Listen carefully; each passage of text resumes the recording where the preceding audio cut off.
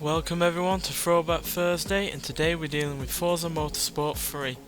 Now this was released in 2009 as to the sequel of Forza Motorsport 2 in 2007, and yeah, it was a marked improvement upon that game. More than 400 cars with the stock game, which was improvement of around 30 or 40 or so, and more than 500 when you include the DLC.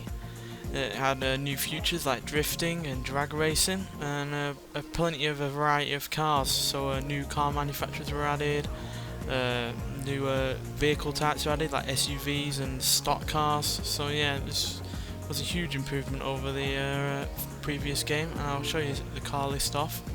Go through it quite quickly. So yeah, there's plenty of variety, plenty of racing cars and normal production cars, and car lists have expanded in general. Plenty of new car makers debuted, American Motors debuted for instance, and then you had all sorts of different cars that were added to already previous car manufacturers in the previous game, so like the Rapide for instance and the V12 Vantage. They were just a couple of the Aston Martins added newly to the game, and yeah, like I said, SUVs made a big debut to the game, like this rather large Audi, and yeah, Audi was actually the front cover for the game in general, so it's no surprise that they had plenty of them in there. Bitone made their debut with this rather interesting looking car. This actually had the V8 out of the Corvette in it. And then BMW came with a lot of cars, a lot more than Forza 2. I think there was about 5 in Forza 2, now there's 19. So yeah, a big improvement over the previous game. Plenty of variety, some classics there and some new cars, well, new cars for the time. And Bugatti, normal cars that you'd expect. Buick, normal car, the GNX, Cadillac, I think these are all the same from the previous game, but bar the coupe. And then Chevrolet. One big difference from this to the previous game and even subsequent games is the fact that there's plenty of ordinary everyday cars like this Chevrolet Aveo. So yeah, a lot of ordinary cars that you'd more likely see on the roads, which either way you look at it is fine because it just has more variety to the overall car list, and it does make for some interesting racing and upgrades. So yeah, I'm personally a fan of it. I know some people aren't because they like the more exotic cars like the Tommaso, which made their debut in this game as well. But yeah, there's nothing wrong with mixing up classics and exotics and hypercars and all that lot with everyday cars. Devon, another car that used an American engine, got the V10 out, the Dodge Viper in that. Talking of Dodge, plenty of Dodges in this game now, including this big thing. That's also got the V10 out of a Dodge Viper. And plenty of Dodge Vipers themselves, yeah. Like I said, stock cars are in this game now, as opposed to the previous game. Plenty of racing cars as well. On the whole, the car list is kind of what you'd expect. There's nothing really in this car list that you'd think, oh, wasn't expecting that, outside of a few of the rarer cars from car makers that only have like one car. Which isn't a bad thing. Knowing your cars is just as good as finding cars you've never heard of before. Ford Fusion. Yeah, there's plenty of cars in this game that didn't make it into future games. It's like, I like the fact that they put plenty of modified and upgraded racing versions of cars. Gumpert made their debut. I think Holden made their debut. I wasn't sure if they were in the previous game. Can't remember. But yeah, like I said, plenty of ordinary cars like the Honda Fit. Plenty of other ordinary Hondas. But again, something that they kept from the previous game was upgraded versions of cars that already have stock versions on the game. So as you can see, they've already got the Civic Type R from 04 and 07, but they also have the Mugen Civic Type R from 04 and 2010, which is good to see. So yeah, they've kept the upgraded versions of cars as well, which again is something I wish stayed on with the games in future. Even a upgraded Hyundai there. Infinity, ordinary cars you'd expect, Jaguar. Now this is one car maker I wish had more cars in it, because there's more cars to it than these 5 that keep popping up all the time. And I know there's the F-Type in Forza 6, but there's nothing that you've never seen before. I mean, I wish I could have an XJ in the game, like an XJ6. But hey ho, can't always get what you want. Kia also made their debut. Koenigsegg normal cars. Lamborghini, I think they're pretty much all the ordinary cars, bar the Reventon and the Gallardo Superleggera. That is actually one of my favourite cars online, that. Such a good car. Yeah, plenty of cars that were new to the series, but also plenty that you've seen before. It's weird that it says 3 but there's only 2 on there. Land Rover made their debut as well. Lexus showing up, far more in here than there were in the previous game, including the LFA. Yeah, there is one DLC pack that I don't have, but it's only a few cars. Lotus even having some racing modified versions. That's a pretty good car, that one. Maserati. Mazda, yeah, another ordinary car in terms of the Mazda 2 and the Mazda XLR. Along with all the other ordinary cars, including that MX-5 Superlight and the Mazda Speed Roadster, which is a cracking car. Yeah, like I said, there's plenty of variety. You really could not complain about the variety of cars in this game. More ordinary cars along with side of exotics and SUVs. That is actually my favourite Mercedes in terms of newer cars, purely because of that V8 that it's got in it, that 5.4 litre V8. Stunning engine, sounds beautiful. And then you got something mental like this big V12, enough torque to pull a tree out of its roots. 6 litre V12, cracking car. And then you've also got stuff like this, which is the Sterling Moss version of the SLR. Basically the same car but without a roof, lighter, and more power and torque. Cracking car. And then you've got the racing version of the C-Class, and then the SLS Mini, 2 ordinary Minis, and then the ugly Coupe, which was a concept when this game was released but eventually did come out on its own. Weren't all that much from Mitsubishi really on this game. All the standard Evos, including that upgraded version, but nothing really out of the ordinary there. Morgan made their debut as well with this cracking Aero Super Sports. Mosler made their debut as well. Plenty of Nissans, either because I put a lot of classics in or because I put ordinary cars like that in.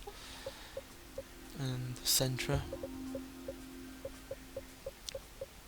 Again, they also kept in the tuned versions as well, which is cracking to see, including that and that.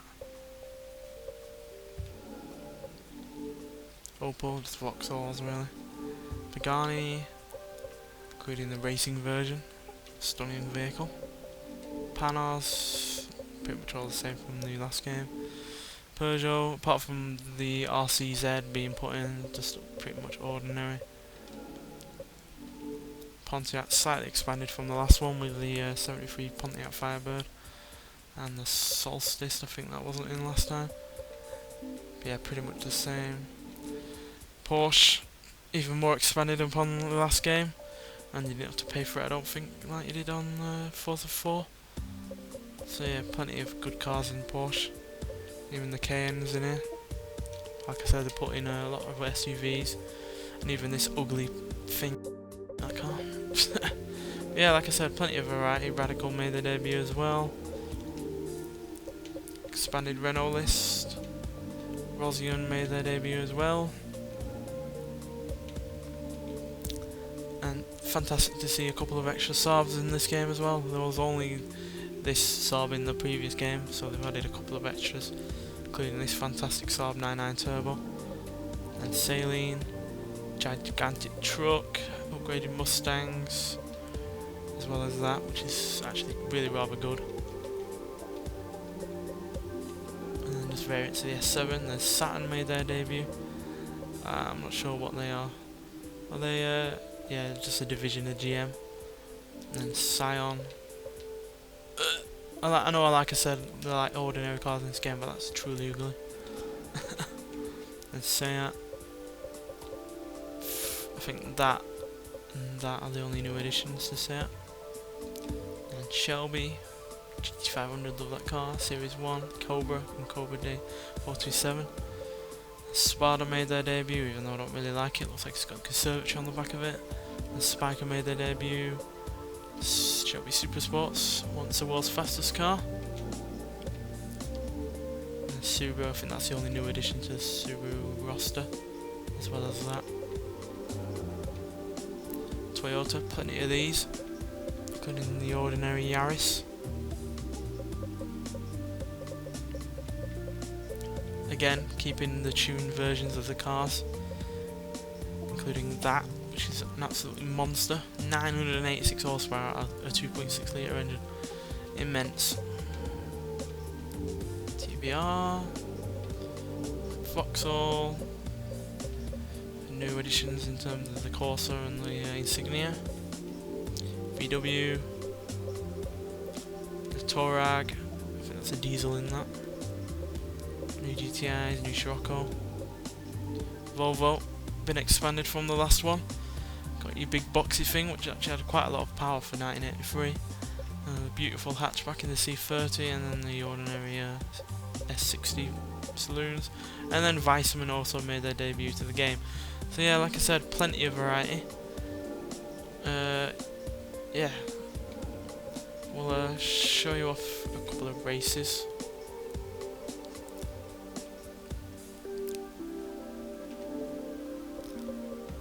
There's plenty of new.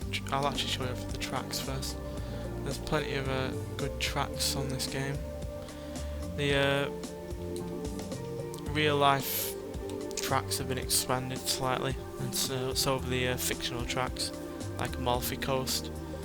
And you got Benchmark High Speed Ring, variants of that. And you got Camino, which actually had one of the best racing tracks on the game. That extreme circuit is so much fun. And then you got Fuji Mikado. This is part of the drift part of the game. Something everyone keeps asking for now for Forza 6. Iberian, quite small tracks. Adara, again small tracks. Le Mans, Maple Valley, Laguna Seca, Mugello. New York City carried on. I think it was phased out in Forza 4, which was a shame because it was actually a decent small course. Nürburgring was expanded. Had not only the original but also the Grand Prix circuit, full and short. And Rally to Persano, which is an absolutely stupidly hard track if you're in a bad handling vehicle, but actually really quite fun if you can get something that is good at handling. And Road America, Road Atlanta, Sebring, Sedona, another good course. Club circuit and full. Sidewinder, all variants of that really. Silverstone, Sunset Peninsula, which again was expanded. Suzuka, Tsukuba, and Twin Wing Motegi. So yeah, let's get into a race. We're going Mustang versus Camaros.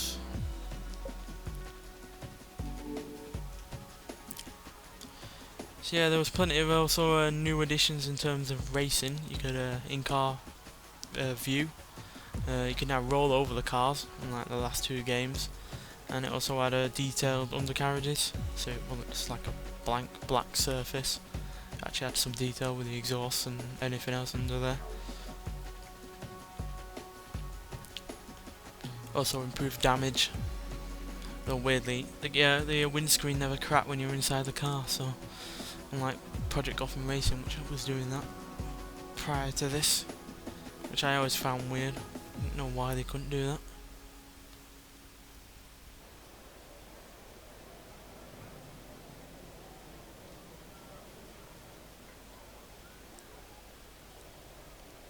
Personally, I don't think this has aged as well as the second game, purely because there's more detail in this, and more detail means more to go wrong.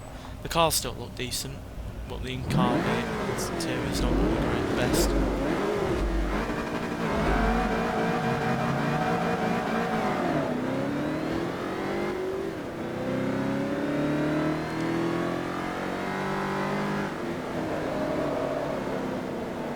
It's been a while since I've raced on this game, so let's get used to it.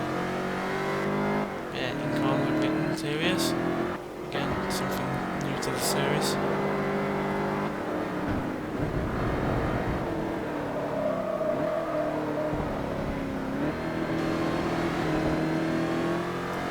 Also has a rewind feature, which wasn't available in the last game, so if you do make a mistake, if you do crash your car and damage it like that, you can just go rewind like that and try again.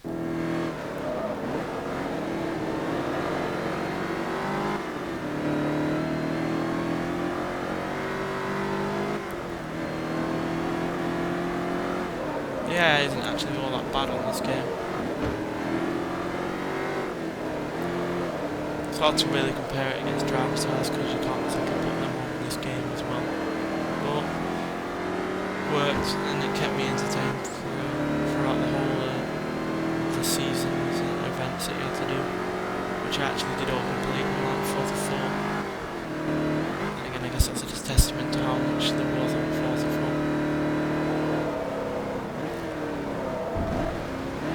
Also new to the series is the telling you how far behind and front cars are by feet. I think you could change that to your equivalent units wherever country you're in.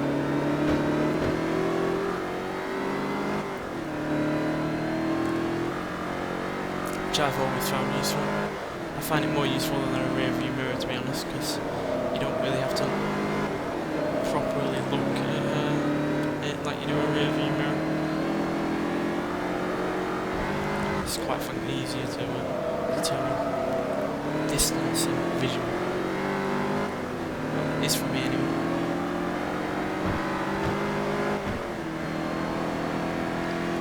It actually fights back on occasions.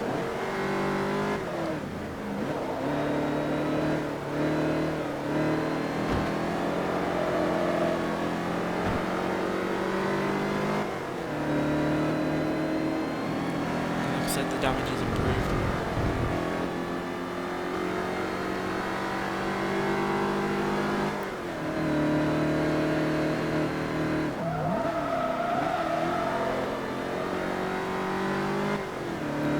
It's also had a unique feature that helped people who were disabled to try and race on this game.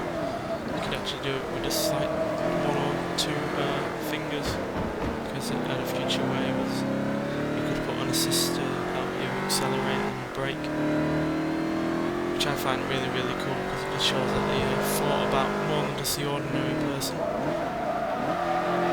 Thought about people that maybe can't do as much as other people can, which again is all part of racing really, just including everyone that you can to enjoy the joys of cars and racing and competitiveness in terms of in general. Which I don't think is available in the newer games, I don't think. From what I can remember, I don't think there is assistance for the acceleration. I'm sure there is for braking, but I don't think there is for accelerating. Whoa! He got a bit rowdy then, didn't he, the Camaro?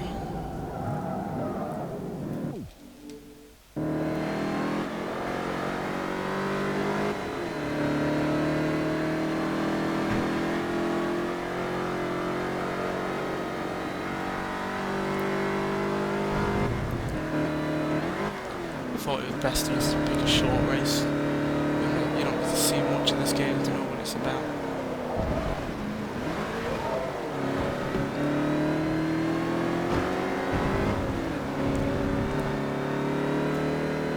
As you can tell, it has been a while since I've played this game. Handling is radically different to future games of the series, for better or for worse. It really depends on your preference.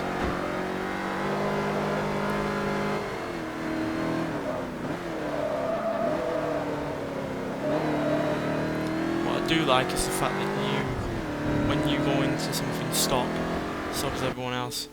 As you can see, the older Mustangs are all the same, so the newer Mustangs, everything's kept stock, which really does give you a variety in how you want to race. If you want to race stock cars, be them slow or fast like this, you can. But I've always found that flexibility really, really good.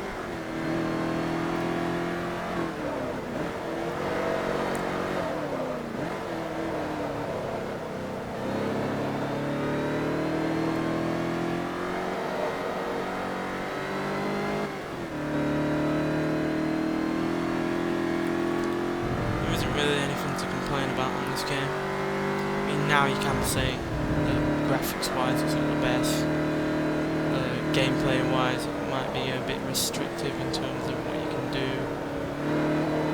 especially mainly on multiplayer, but in terms of single player fun it's cracking, and in terms of pure racing it's also a really good game, and at the time it was the best out there.